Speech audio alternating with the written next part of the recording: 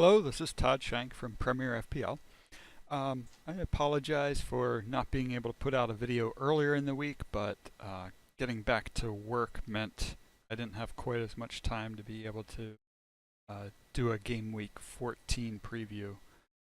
But anyways, I'm decided I'm going to do my Game Week 14 review and go over how my teams did for Game Week 14 Fantasy Premier League. So right here I have the official game pulled up with my team. As you can see, all red arrows ended up dropping, what, I think slightly more than 500,000 places and finished with a well below average score of 28 points for the week. My one move for the week was to, what did I do?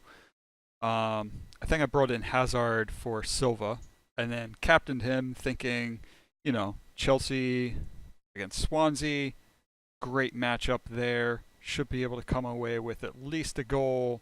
And instead, Hazard gets sat on the bench, comes in for 9 minutes, and gives me 1 point to get doubled for 2 points as my captain for the week. Yeah. Not to mention that Azpilicueta sat on the bench along with Matt Lowton on the bench, which then I had Firmino and Francis sitting on the bench, and those two got brought in their place. So yeah, did not do well at all. Kind of the understatement there. Raheem Sterling, my high scorer with 9 points. If I would have captained him, that could have been a much, well, yeah, obviously a much better score. But anyway, did not go ahead and do that, and instead got saddled with 28 points and a massive loss in the rankings for the week. Yeah, so one thing that I am looking at here is dropping Lukaku. I'll go into more detail with that when I do my Game Week 15 FPL preview. I'll go over my tips then. So anyway, I think it is time to drop Lukaku. I mean, yeah, he did pick up the assist, but fixtures coming up aren't all that great. Could always bring him back in for some of these other fixtures coming up. Yeah. Pull up Premier FPL here. Go to the fixtures planner. I did update the fixtures planner here, so I have Game Week 15 through 25 available. Can kind of check those out if you need to there. But anyway, yeah, terrible week for me in the official game. Really dropped a lot of ranking. Hoping that I can pick some of that back up this weekend, but yeah, just overall, just horrible. Even Morata did not come through. That Chelsea-Swansea match was pretty terrible for Chelsea. I don't know what they were doing there, but completely blew it in my opinion.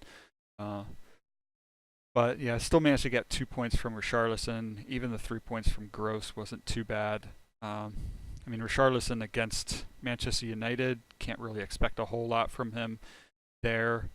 Did definitely expect more from De Gea. Getting 1 point after allowing 2 goals is just not good enough.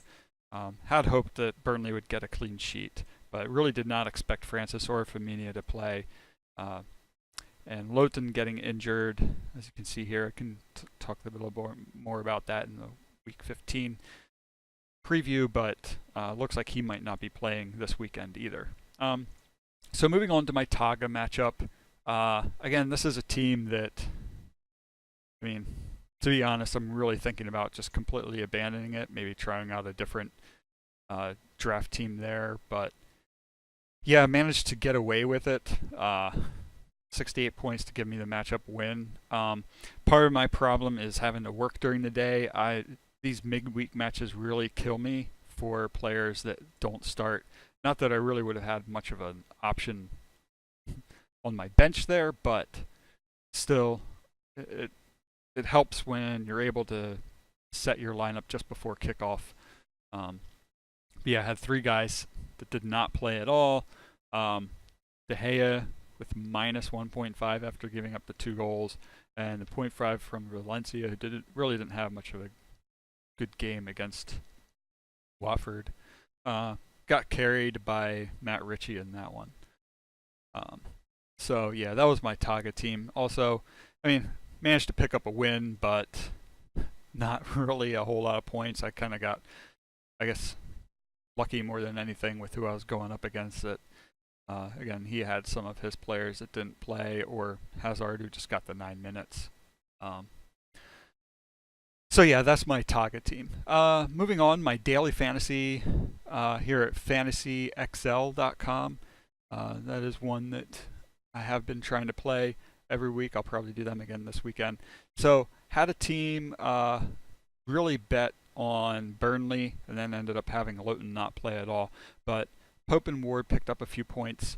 Lowe really got hammered here. So yeah, that did not help me at all, getting the minus 35 from him. Without that, let's see, even if he gave me 0 points, that would have been better. That would have been, well, looks like it probably really wouldn't have risen much farther than 7th here. But yeah, Pogba didn't do very well for me. Hazard, again, just the 9 points wasn't very good. I bet on Brighton, but they didn't come through. Yeah, Morata, again, a lot of these guys that I bet on just didn't come through at all with what I was expecting from them. Mohamed Salah definitely did the job, but again, talk a little bit more about him in my Game Week 15 preview and tips coming up here later on. But yeah, I'm really disappointed with the way that this team turned out too. I'd hoped that Burnley would do a much better job. I thought Huddersfield would put up more of a fight than allowing 5 goals. And same thing with Brighton. I thought that they would do a bit better than what they did. So yeah, overall very disappointing the way that that team turned out. I actually thought that Stoke would get a goal against Liverpool, but I just can't figure out Stoke right now. They're just pretty terrible all around, to be honest. All right, so moving on to my draft fantasy, draftfantasyfootball.co.uk.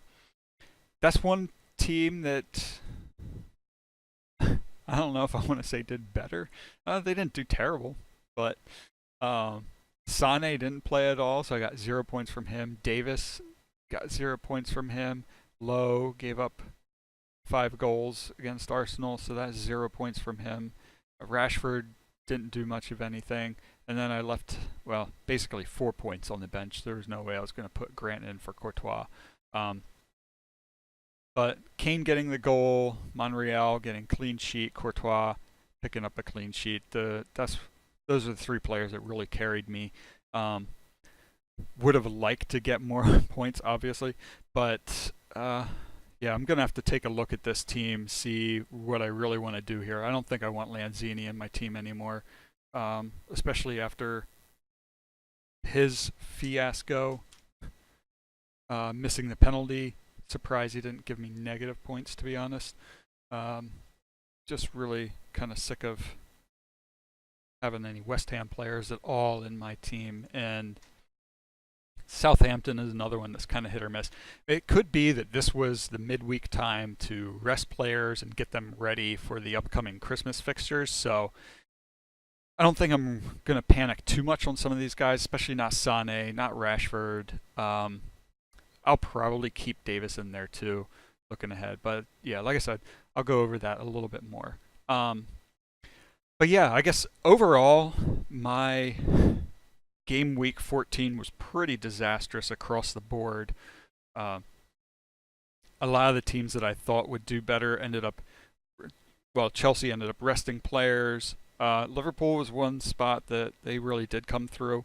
But Burnley thought they would keep the clean sheet again, especially in their matchup there. But, well, that's just kind of the way that these things go sometimes. Anyway, so I am planning to put out my Game Week 15 Fantasy Premier League tips later on today. Hopefully here in the next, hour to 2 hours. should be able to have that up and ready to go. And yeah, so definitely would love to get you to subscribe to the channel here. That way can really build up a following. Share it on Twitter. I am at Premier FPL on Twitter, and do have the blog at premierfpl.com.